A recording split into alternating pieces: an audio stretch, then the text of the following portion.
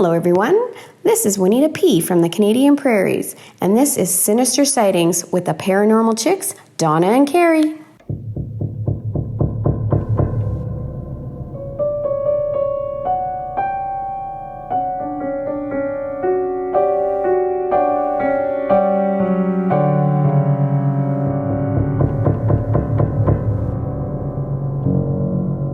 Hey y'all, I'm Donna. And I'm Carrie. And we are Paranormal Chicks. Sinister Sightings 127. And you just heard Juanita P. sounding all cute.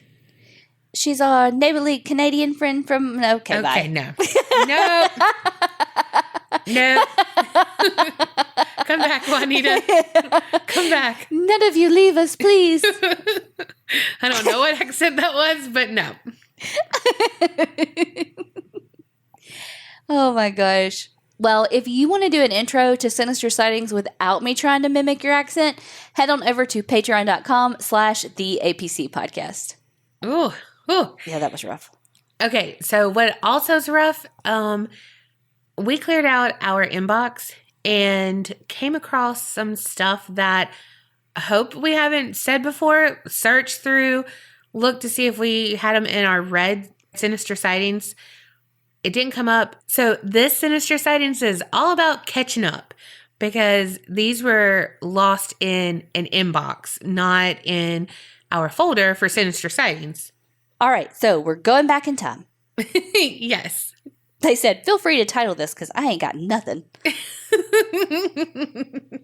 Hey guys, I absolutely love your podcast. I have 2 stories for you guys, so bear with me because I am not a good writer. So when I was little, I was always afraid to sleep in my own room. I'm talking head under my covers. I live in Australia. It gets pretty hot. Not moving, type of scared, like can't even sleep facing a certain way because you think you're going to open your eyes and something's there. I slept in my mom's room every chance I got as it was just me and her at this point until she had gotten a boyfriend and I was made to sleep in my own room. That particular night, I was maybe 6 or 7, but we had had Chinese and sat in the lounge room to eat it. Time went on and I was told to go to bed. I don't remember a lot, but I had ended up having a nightmare, and when I finally worked up the courage to move, I made my way through the hallway onto our split-level hallway that was completely open. Like, standing on that, you can see the whole downstairs of the house. So I stood there, and I saw that the TV was on, and the whole screen just blew, like the older TVs went when nothing was working on it. I saw Mom and her boyfriend at the time sitting together on the lounge, and I explained I had a bad dream. Mom pointed to her room that was on the opposite side of the open hallway from my room. She said, "Jump in bed." I went to her room to see her and her partner in the bed fast asleep. Still to this day, it's so clear what happened. I felt so awake. I'm now 20. We had just thought that until the second time. I was probably 12 or 13 now at this point. It was just me and my mom, and she was single at the time, and we were having an argument.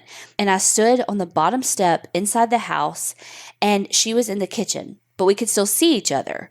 We were only like a meter or 2 away.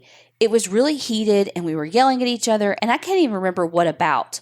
When all of a sudden, my mom, who was standing straight, had a second her leaning out of her body. I started screaming, and the double waved at me. I was yelling at her to move and had tears coming out of my eyes. My mom was freaking out, trying to move, but it seemed to just be stuck to her until it just finally stopped. It felt like 10 minutes of me screaming and telling her to move, but it would have been only a few seconds. I cried and I said I wasn't lying. My mom said, "Honey, I know you went white. I've never seen you that scared." So she believed me straight away because she saw the fear in me that night. Okay, so quick background story for the next one. My mom and me, as I said, lived alone, and we kept to ourselves as most of our neighbors were drug dealers or absolute nutcases. I sometimes hung out with the kids across the road in the cul-de-sac, and they always told me the house in the corner belonged to a witch. I had never seen who had lived there and left it alone. One day, one of our neighbors who lived on the opposite side of the witch's house said that the lady on the corner wanted to speak to us. We had never seen or spoke to her, but Mom agreed. She ended up being an amazing woman. She had sat down with my mom and said your grandmother, who had just passed away, was okay, and she was with Betty now, Mom had no clue who Betty was and ended up asking my pop, and he asked how Mom knew that name, and it turned out my grandma had a miscarriage, Betty, and Pop was the only one who knew about that, so it was enough for us to believe. So now you know a little about that. I'll share how she helped me. When I was young, I can't remember how old, but I was in primary school here in Australia. You're in primary school roughly from 5 years to 11 years old. I started seeing this face, a horrible looking face, a face of a man who looked like he had been dragged down the highway. His face was that messed up. He had long surfer hair. I was seeing this face everywhere in my dreams. While I was awake, even eventually the trees took shape of this face. It was starting to scare me. I'd wake up after some of those dreams to the feeling and sometimes even seeing someone sitting on the end of my bed. Mom had had enough of it. She went to ask the lady who told us about Betty why this was happening. She sat me down and explained I was seeing my mom's ex-boyfriend. He was around before I was born, who had shot himself. He was so angry about how things ended up and how my mom had to go through identifying his body and knowing he was going to do it with no one believing her. He wouldn't show himself to my mom, instead came to me. This sort of scared me at that age, and I asked her how I could make it stop after months of dealing with it. She showed me how to close up that side of myself, and I have been too scared to open up since. I know it was very long and probably doesn't make any sense, but that's some of the many things I have seen and heard. Hope you enjoyed it. Creep It Real, Rhiannon, Australia. You saw two of your mamas? Oh my God. When you said a blue TV, I was like, why were they watching the blue screen unless they were bow chicka wow wowing? But I just picture them like stoically stiff, yes. like sitting there watching it, but they're not really watching it because they're like in robots. a trance. Yes. Yeah. And then you said that they were in the bedroom. I was like, no. Oh my gosh. And then the clone mama leaned to the side. No. Nope. Nope. Nope. That is scary as fuck. That's wild, though, about the lady, too. Mm-hmm. Didn't you have a place near your grandma's house that Casey told you a witch lived there? No, she told me that the lady killed her husband. Oh, never mind. She didn't, by the by. Okay, the next one is a story about Bombi. Hello, ladies. My name is Kristen, and I currently live in the depressing bullshit of a place some people like to call Bar, Vermont. I mean, that's exactly what I think of when I think of it. I've never even heard of it. Well, that's probably why. But hopefully I said that right. Barre. Bear? I don't know. I said bar. That's what I'm saying. Bear? Question mark? Tell us who's right. If you still listen to the podcast. I know. They're probably like, those bitches never read my story. They say they read every single one. I'm sorry, Miss Jackson. Okay.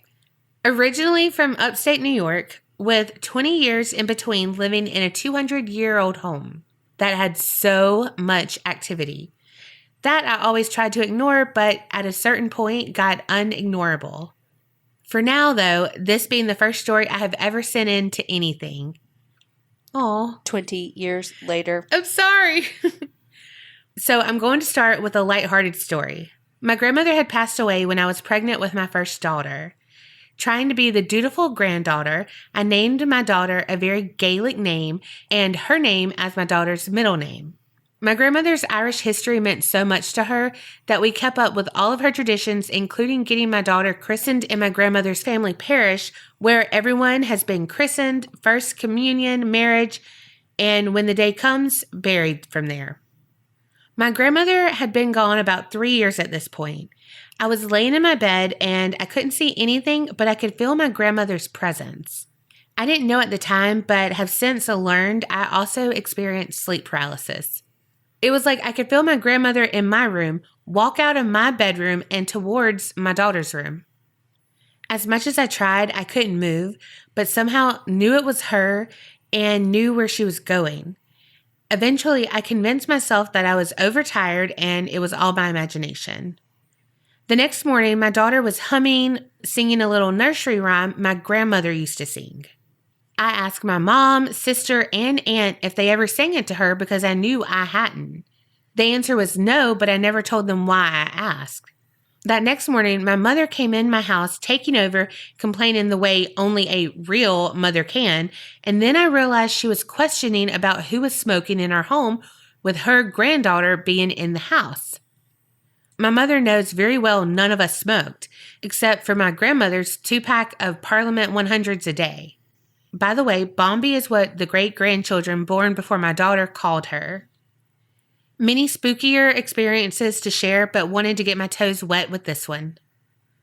It's so interesting that you always smell smoke. Like you as in like general. I guess it's because it's so strong. And it's going to be interesting to see if in, 150 years, like, are people still going to smell smoke? Because less people smoke now, you know? Yeah. I don't know. It's potent, so probably. Well, we definitely want your spookier stories. You might have already sent them in. Not too sure. But thank you so much for telling us about Bombi. The next one. Hey, Donna and Carrie, you two girls are my fave and definitely my go-to podcast to keep me through my long working days. I'll just jump right into my story and try to keep it short and simple. In my lifetime, I only had 2 paranormal experiences so far, and I hope it stays that way. When I was 8 years old, I remember waking up one night because I really had to pee. As I sat up in my bed, I quickly noticed this huge figure in the corner of my room. It was gargoyle looking and had hooves and what looked like warts or boils covering his face. It definitely scared the shit out of me. I remember being terrifying, not knowing what to do. I threw myself back on the bed and covered my face with the blankets. I was in a state of shock. I couldn't really move or scream or anything.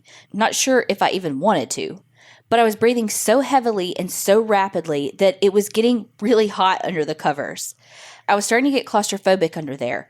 So after what felt like hours, but was probably only minutes, I started to calm myself down and start telling myself I must have imagined it, or was just seeing things, or halfway asleep, dreaming, or something. So I decided I was going to try and make a run for my parents' room. So I pulled off the covers and was relieved to see that thing was no longer in the corner of my room. But as I looked to my right, I saw he was now right there next to my bed. Nope, don't like it. Inches from me. I honestly think I passed out in fear or shock. The next thing I remember, my mom was waking me up, screaming at me for wetting the bed, and saying the reason she leaves the lights on is so I can get up and use the bathroom. When I came to, I told my mom what happened. I told her it was too realistic and clear to be a dream. And unlike dreams, I remember everything in detail. So I begged her not to tell anyone anything because I didn't want my cousins teasing me for it. A few weeks later, my cousins all slept over and my cousin woke up screaming, describing the same thing that I saw. And my mom gave me a look and that just said it all. Fast forward a few years, I was maybe 12, different house, not the same, and I was coming in from playing outside to use the bathroom. The door pushes inward, and if you look to the right, you can see the mirror. So I was pushing the door open, and I felt someone pushing it back. Thinking it was one of my cousins messing with me, I pushed a little harder, and the door cracked open enough so I could see the other side, who was pushing back. And it wasn't any of my cousins. It was this dark figure on the other side. I back away so fast and called my mom. She opened the door and there was nothing. Carrie, I think back on what you say about not being able to deal with this kind of experience, and I feel the same way. I don't know how I survived it, but when I think back at it, I have sort of a numbness to the experience. I can't allow myself to think that much on it. Otherwise, it will consume me. Well, anyway, sorry for the long stories, girls. You really have made an impact on my life. So glad I found you. Take care. No, I don't like any of that. No, a fucking like gargoyle-esque thing from your, that's like beside your head. Mm-mm. No, ma'am. No, thank you. No. I hate jump scares like that anyway, but then being in real life, no. Also, a girl's got to pee when a girl's got to pee. And that person wouldn't let you in. Or not person, thing. Right. I instantly had to pee just hearing your story. Wow. All right. Next one. In early 2013, when I was a freshman in college, my friend Charles's mom passed away. I had known Charles and his family for at least a decade at this point and was so heartbroken by her passing. I attended her showing after she passed, but unfortunately wasn't able to attend her funeral as I went to school a couple of hours south of our hometown and couldn't find an arrangement for someone to take me back to school after the funeral. On my way back to campus after the showing, I saw something that made my heart stop. On the main road leading to campus, there is an intersection that seemed to be littered with billboards for lawyers, real estate agents, and other things of the like. I had been through this intersection countless times and had always seen them, but this day I saw something different. One of the real estate billboards had Charles's mom on it. Well, a woman who looked just like her, at least. I was shocked and so sure that if this billboard had always been there, I would have noticed a woman that looked just like his mom. His mom was a small woman with a very recognizable and unique face and hairstyle, and it doesn't make sense to me that I never noticed the resemblance before. Still, I shook the thought off and continued on with life. Over the next couple of years, I would have more experiences like the one with the billboard. I felt like I saw Charles's mom almost everywhere I went. I would see her at the grocery store, walking down the street, waiting at the bus stop, in the background on TV shows, everywhere. I never felt scared from these sightings, but I knew there was something paranormal about them. There was no way that all of these people could look just like his mom, and that I wouldn't notice until after her death. These sightings were so realistic that there were times where I wanted to approach these women and talk to them, even if it was just to ask their name, but I never did. Over time, the sightings happened less and less frequently. I would go many months without seeing her, and at this point haven't had an encounter of any kind since probably early 2017. About a year ago, I was hanging out with my best friend Grace. Grace has also known Charles's family for quite some time. Although we are best friends now, Grace and I really didn't know each other well at the time of his mom's passing and didn't become close friends until 2016. So, cut back to this night with Grace last year. We were driving around, talking, maybe eating some Taco Bell late at night. We were driving in an area close to where we both grew up and decided to drive to some important locations of our youth. Ex-boyfriends' houses, old friends' houses, places like that. You know, for nostalgia's sake or something. We ended up on a main road close to where Charles and his family used to live. The house where his mom essentially passed. As we're getting closer to the intersection by their house, I asked Grace, "Do you want to drive by Charles's mom's old house?" She looks at me a little nervously and says, "No, not really." And I somewhat jokingly ask, "Why? Because you've constantly seen her everywhere you go for the past 5 years?" Her face looks horrified and then gets really serious. She asked me if that happened to me too. I tell her about my experiences and she tells me hers. They're similar. She would see her at grocery stores and places of the like for years. Never felt scared by the sightings and haven't had any experiences for about a year or two. Furthermore, Grace is also friends with a man named Jake who dated one of Charles's sisters for a couple of years in the 2000s. He once confided in Grace that he saw her frequently after her passing as well. I don't know what these experiences mean or why they happened to us or if they happened to more people too, but I'm glad that they happened and I think there's something I'll remember for a long time to come.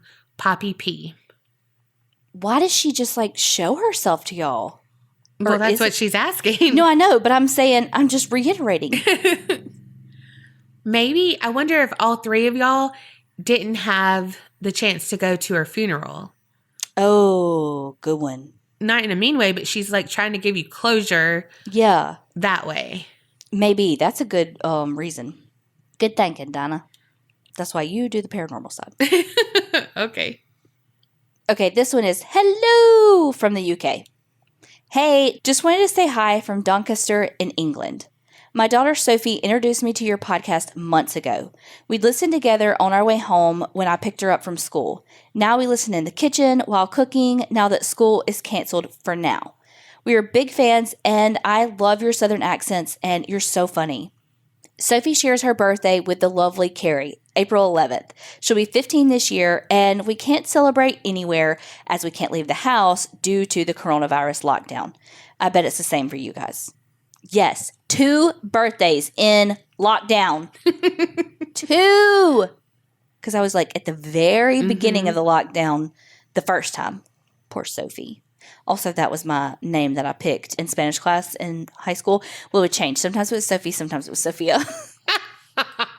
Classic. I would be forever grateful if you managed to do a shout out and wish her happy birthday when you do the podcast around April 11th. Oh, Well, happy birthday. happy birthday, Sophie. A couple of months late, but thanks for listening. Years. You don't know. Her birthday's every year, Donna.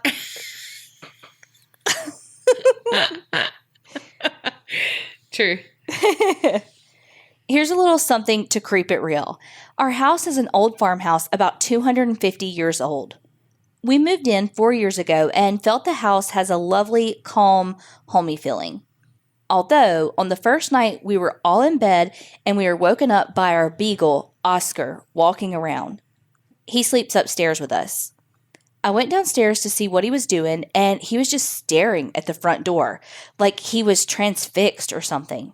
I let him out and thought nothing of it, but throughout the night he kept getting back up and staring at the same spot.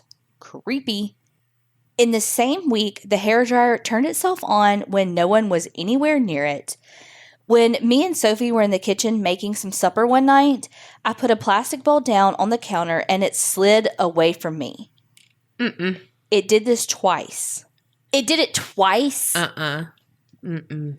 Was there any condensation? Because you know how, like, drinks will do that? Yeah. Well, and, I mean, it could have been like a bowl with, like, a silicone bottoms to keep it from sliding. Yeah. I mean, I'm just asking because that happened to me one time with the condensation. It was the one time in the history of life she cooked, which is why she didn't cook anymore. No. I'm just kidding. And it wasn't even me. It was Tiffany's glass because you know I don't leave condensation on my fucking glass. No, she doesn't. She will put a napkin under it every single time. A napkin under it. I'll wipe it off during the course of the meal. You do it. You do. You go to great lengths. Don't like it. Don't want it. But so Tiffany put her glass down, but where it was wet, it like whoop on the table, and I was like, "What the fuck did we just say?" My God. But it did it again, obviously, because it was whatever. I did it twice? What did I say? Like, things I don't understand. Yeah. But that's why I was wondering. Rude. A 250-year-old house. I mean, what in the actual fuck? How young? When people say stuff like that, you realize how young America is. Yeah. And sorry, Sophie, for missing your birthday.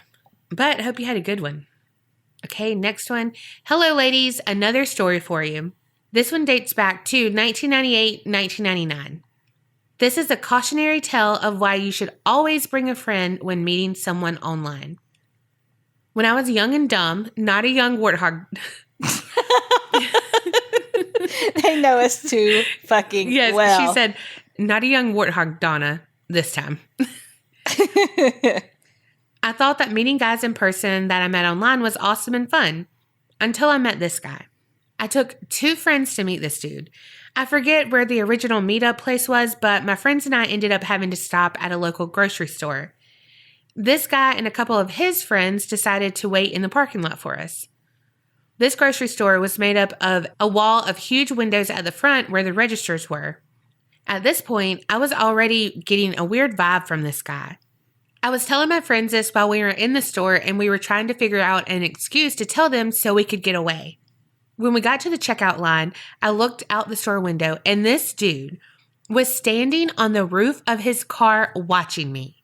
What? Well, that freaked me the fuck out. Did I mention that he was a white version of Steve Urkel? We got to my car and I told them that we had to go. As soon as we got in the car and started driving, they started following us. My friends were a guy and a girl. My guy friend said from the back seat, "Drive like you stole it and lose them." I stepped on it and weaved in and out of traffic.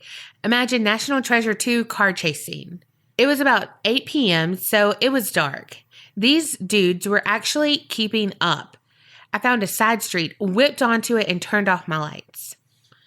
They went zooming past on the main road. It actually worked. We ended up at a pizza place in Chicago laughing our asses off as to what we did. He ended up paging me repeatedly. This was pre-cell phone and pagers were the thing. I called him from a payphone at the restaurant and was like, "Where did you go?" He ended up calling me a whore. Small price to pay to get away from the Urkel stalker. My life is super boring nowadays, LOL. Love to both of you beautiful, creepy fuckers, Bridget. Why do people during rejection go straight to like, "You're ugly and I never liked you"? Yeah, you're ugly, you're fat, you're this, you're that. Oh, well, I was this fat when you messaged me the first time, and you seemed okay with it. So I'm going to go with you're just offensive because I turned you down. Yeah, like when you want to hang out. "I'm sorry, I don't think that blah, blah," and it's like, "Well, you're fat and stupid." "Well, you literally just wanted to hang out with me." Sorry, that was very therapeutic. But it's so fucking true. It's every time. I have never once had someone that didn't, like, I mean, I've had rejection, but like, I'm just like, okay, and on to the next. You know, or like, Yes. Damn, man, I wish he would have liked me. On to the next. Well, you're an asshole and I'm a really nice guy, so you'd be lucky to have me. Are you though? If you have to tell me you're a nice guy, you're probably not a nice guy. Right? Yes. I also had somebody tell me today that I looked familiar because I looked like these people that they know because they're also heavy set. No. Yes, Oh my God. Okay. I'm glad. They're also heavy set and nice. Well, and nice. Is a little like insult to injury to, well, you know, at least I'm nice. Yeah. Boy, was he wrong. It was a female, but yes. Boy, was she wrong. Yeah, if it was a guy, it wouldn't have said it nice. No, they'd have been like, they're also fat and an asshole. That's so funny. People just don't think. And then, like, you can just say big. You don't have to say heavy set. You don't have to say fucking a goddamn thing about what their appearance is. Just say you look like them. Like, you don't have to say. No, I know. Oh, you look like them because they're all so fat, like you. Like, just say you look like them. Oh my God, you look so much like those people that have the same last name as you from wherever over. Oh, really? Cool.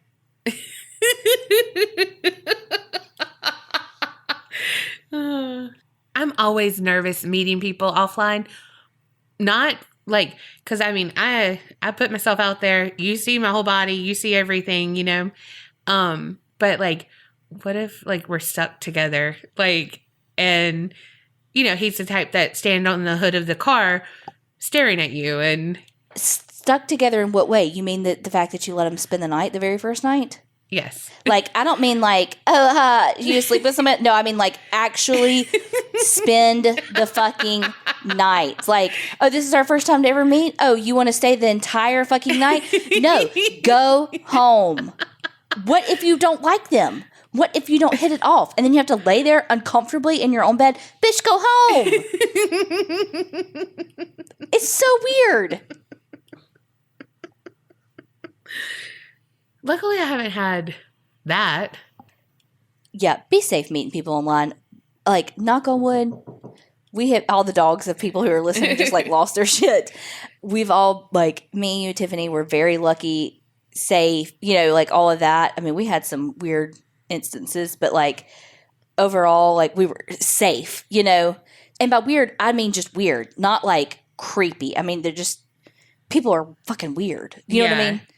Me included. Oh, and here's the thing. Like, bless your heart that you felt like you had to, like, come up with an excuse. Because I would do the same thing. But really and truly, you fucking owe them nothing. Like, again, this is all easy for me to say now. But in that situation, I'd be like, oh my God, we got to come up with an excuse. We got to come up with an excuse. But really, you shouldn't fucking have to. Because you should be able to say, you know what, I'm not feeling it. Sorry, got to go bye. It just sucks that you feel like you have to be like, well, I got to go wash my feet. You know? You should be able to just say, like, you know what? I'm sorry, it's not working out. But you can't because you're fucking scared that they're going to go stand on their fucking car roof. Yeah. And chase you down. Yeah. Okay, the next one. I love your show so much. So I'm a member of your Patreon. I've been listening for a few months and I've listened to almost every episode. It's one of my favorite podcasts.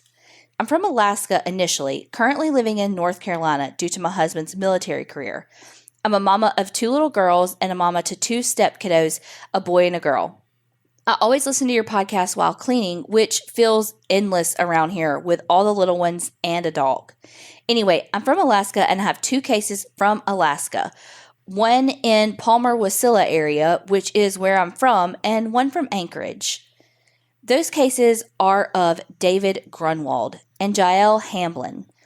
The first of David is a murder case, a horrific and brutal murder case.